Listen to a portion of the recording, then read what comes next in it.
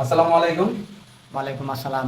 তো ভিউয়ার্স, আমি এর আগে একটা ভিডিও দিয়েছিলাম আপনাদের মাঝে অল্প কিছুক্ষণের জন্য। তো আজকে দেখেন দেখছি ভাই দেখেন মেশিন চালায় কাটা খুব কষ্ট, প্লাস ফ্রেম চালায় কাটাটা খুবই কষ্ট। তো আমি এখন পাইপ কাটতেছি যে ট্যাপটা, তো যে ট্যাপটা কিভাবে ব্যবহার করছি তো একটু দেখেন, আর অবশ্যই ভিডিওটা সাথেই থাকবেন, পুরো ভিডিওটা দেখবেন। দেখে যদি ভালো মনে হয় তাহলে অবশ্যই কমেন্ট করার চেষ্টা করবেন, কমেন্ট করলে ভালো হয়। আর এবং শেয়ার করবেন। আপনাদের কাছে একটু মানে রিকোয়েস্ট করা যে শেয়ার, যদি ভিডিওটা ভালো লাগে অবশ্যই শেয়ার করবেন। আর আপনার একটা শেয়ারে আমার কিন্তু অনেক কিছুই, অবশ্যই যদি আপনি শেয়ার করেন অবশ্যই কিছু দিতে পারবো না আপনাকে, অবশ্যই দোয়াটা করতে পারবো, একটু আশাবাদী আপনাদের সাথে।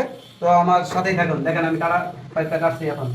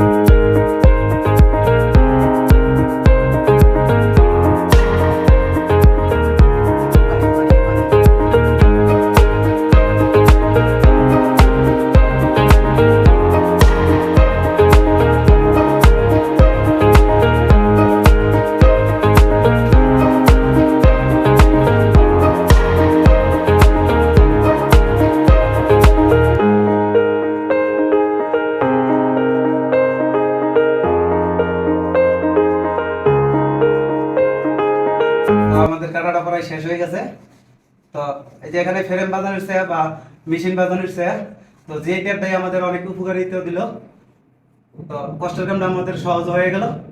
ঠিক আছে, তো যে ট্যাপটা ছিঁড়ে গেছে, এক সপ্তাহ বাকি আছে কাটার, তো আশা করি ট্যাপটা খুললেই হয়ে যাবে। তো আমরা এই পাইপটা কাটার উদ্দেশ্য হলো এখানে এখানে আপাতত একটা কমন বাথরুম করতেছে, সেটা সার্ভেন্ট বাথরুম আর কি। সার্ভেন্টের জন্য বাইরেওয়ালা নিচে থাকবে, ওই কারণে আর কি সার্ভেন্ট টয়লেট করতেছে, এখানে ওয়েস্টারের লাইন দিতে হবে। তো তার জন্য আর কি এটা কাটার মেশিন দিয়ে ফুটা করেছি। তো দেখেন সম্পূর্ণ পাইপটা কেটে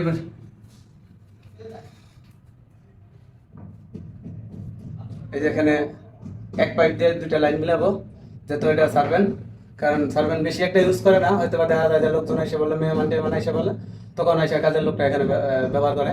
আর এমনিতেই মনে করলেন যে বেশিরভাগই যে কমন স্পেসে ব্যবহার করার চেষ্টা করে। ঠিক আছে, তো আপনাদের ভিডিওটা কেমন লাগলো তা আশা করি আপনারা বলছিলাম যে কমেন্ট বক্সে জানাবেন। আর একটু রিকোয়েস্ট করছিলাম যে ভিডিওটা যদি ভালো লাগে তাহলে অবশ্যই শেয়ার করতে। তো শেয়ার, আপনার শেয়ারে আমার অনেক কিছুই আসবে। তো আমি আপনাদেরকে কিছু দিতে পারবো না, অন্তত ভালোবাসা বা দোয়াটা করতে পারবো। তো আজকের মতো এই ভিডিওটা এই পর্যন্তই। আশা করি সকলে ভালো থাকবেন এবং সুস্থ থাকবেন। আসসালামু আলাইকুম। ধন্যবাদ।